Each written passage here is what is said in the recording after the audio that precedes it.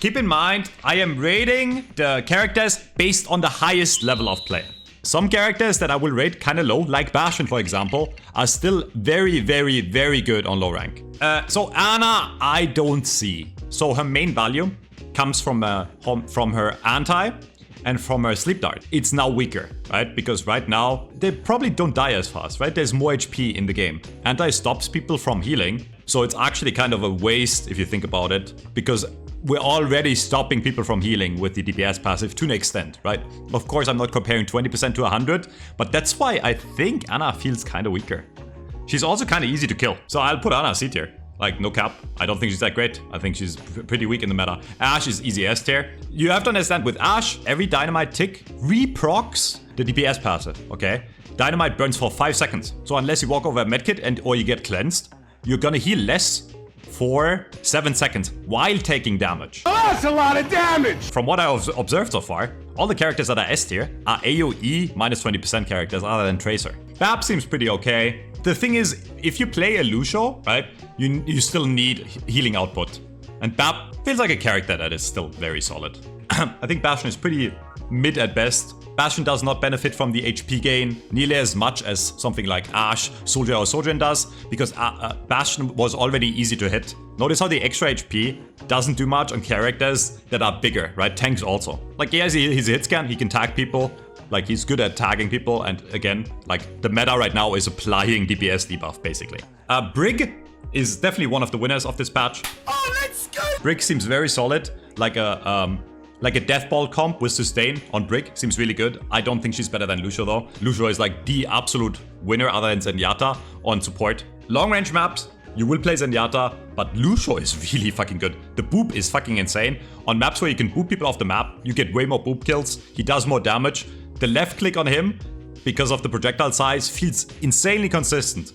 The first player to ever get to champion this season is a Lucio player.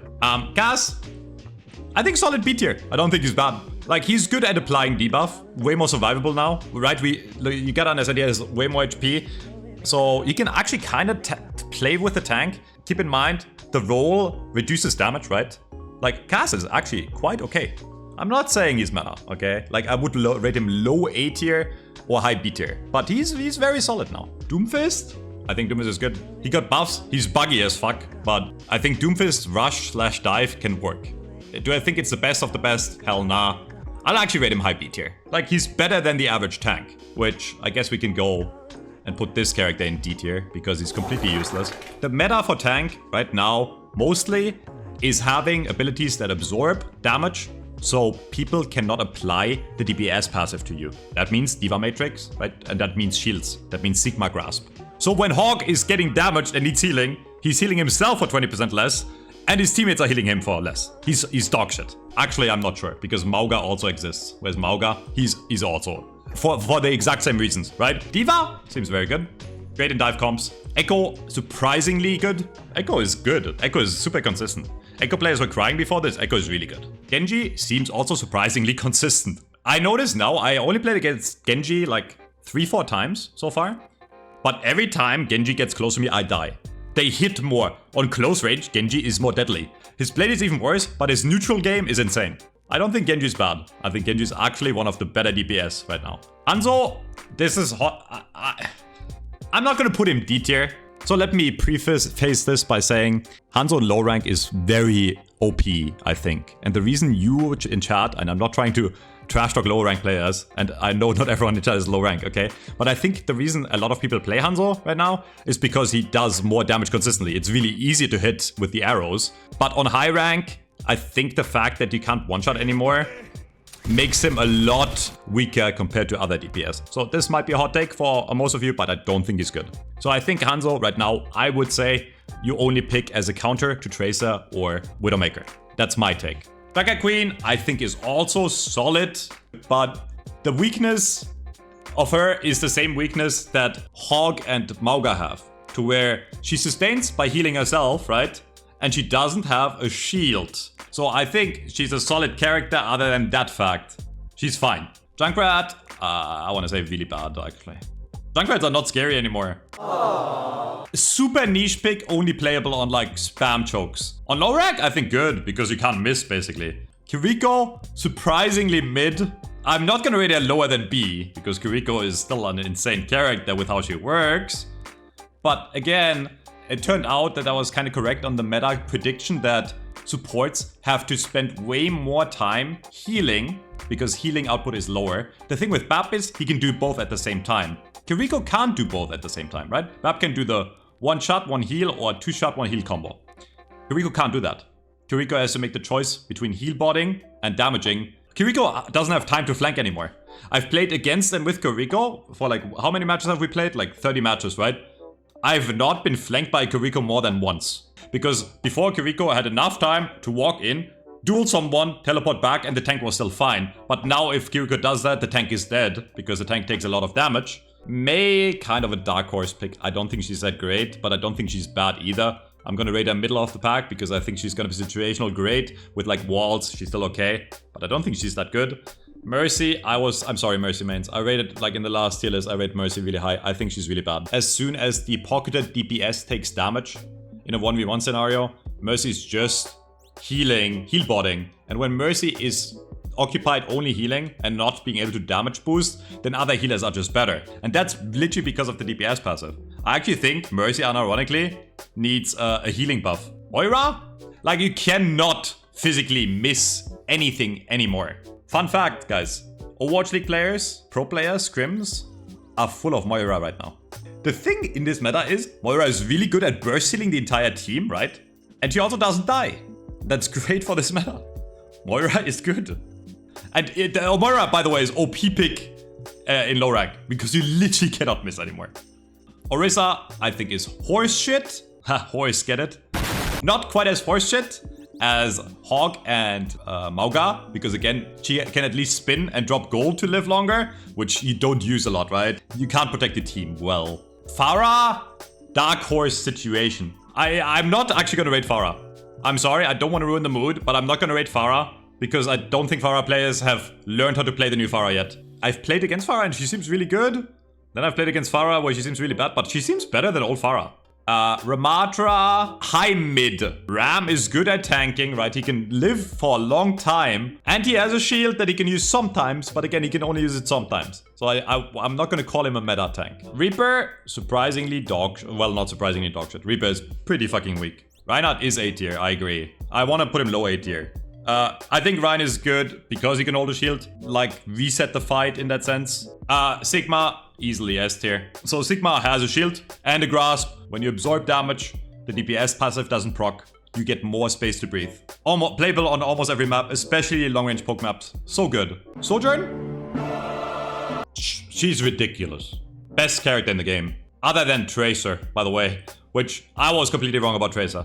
Okay, well, I'll talk about Tracer in a second. Sojourn, the projectile hitbox got buffed by an insane amount, so she also has more railguns at all times, right? It's easier to hit the enemy for everyone, but Sojourn especially benefits because it makes her other ability more active, which also is easier to hit. She's so broken. She's the best character in the game, by far. Other than maybe Tracer, if you crack Tracer. But Sojourn is so good. Like, I should make an extra tier just for Sojourn and Tracer. Soldier, also insane. So Soldier, my prediction came true. Like the easiest character to tag anyone long range. You can debuff the entire enemy team. The rocket, I shoot it. Sometimes I shoot it into the enemy team. I hit 3 for 1 damage. Doesn't matter. They're all debuffed. And I can now tell you the tracking, the hitbox increase is insane for hit scans, especially on Soldier. You just hit way more shots. I was completely wrong about Tracer, okay? If you watch my last tier list, I'm sorry. I thought she was gonna be horse shit. I've only played Tracer for like 2 games, and I'm a shit Tracer. She feels so consistent with the damage she does. Like, the hitbox increase on Tracer did so much. Yeah, you rarely one clip, but Tracer, you just sit behind them and you keep on shooting, and they always are debuffed for 20%. She's like still so good at harassing the backline, and now with the 25 HP increase, she also dies less, right? Sombra, mid. Not actually that awful, because again, it's also a bit easier to shoot. I think she's like low mid tier at best. Because Sombra is that playstyle where you go in and you need a kill, and you don't get that kill a lot anymore, because again, everyone is more tanky. Widow is situationally amazing. I don't think Widow is hard meta on every map. I'm actually gonna put her high A. Because she's not S would imply always playable, right?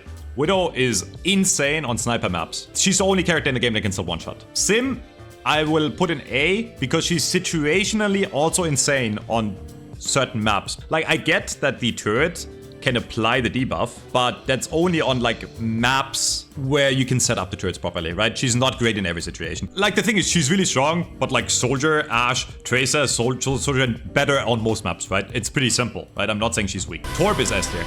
Actually, I'll put Torb high A. Because again, situationally, on attack, not that great, right? On attack, Torb not that great. Because the turret, you set it up and it gives you free debuffs and the hitboxes increase and he has 5 million HP. Insane character. Monkey is the only other tank I will put actually in S tier. The left click does a lot of damage now. When Monkey jumps me as Soldier before this patch, right, I would drop healing pad and I wouldn't die. Now if Monkey jumps me and I drop healing pad, I die most of the time. And Ball, I was kind of unfair to Ball players. I rated him like, I gave Ball the lowest tier possible. I still don't think he's that great, to be honest. But he's better than expected with the extra healing. I don't think he's that good. Zarya, middle of the pack. Again, like kind of like Ram, playable in certain situations against certain comps. Zen, yeah. Zen is the best character in the game, I think. Well, maybe Sojourn is better. Or Tracer. Zen is one of those three. Discord doesn't care about HP. The more HP there is in the game, the better Discord is. Because he's 275 HP, he doesn't die anymore, and he does more damage than DPS. If you push his Zenyatta, he discords you, he shits on you. If you discord the enemy tank, and your DPS is shooting them, right? Not only is the tank discorded, the tank also gets 20% less healing. Zen is just the biggest tank buster. Life Weaver, actually mid.